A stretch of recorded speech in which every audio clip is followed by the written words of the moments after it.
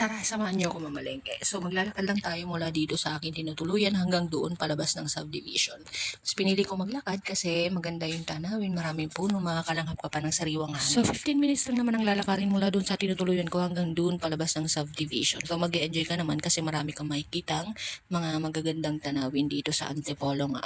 Kagaya niyan, di ba? Kagaya niyan, di ba? Ang sarap tumambay dito kasi medyo malakas yung hangin. Tapos yung paligid niya maganda din.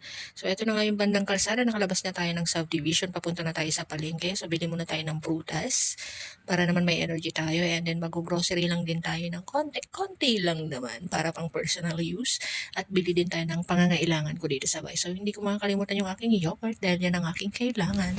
So, dito na nga pumunta na nga tayo dito sa mineral water. So, ang iniinom namin na tubig is talagang Wilkins kasi sumasakit daw ang tiyan ng dalawang kasama ko sa bahay kapag ibang iniinom. Canadian kasi sila talaga. So, pabalik na tayo ng subdivision sa bahay na tinutuluyan ko. So, ito na nga yung mabitbit ko. Medyo madami-dami na sila. Nandito na tayo sa bahay.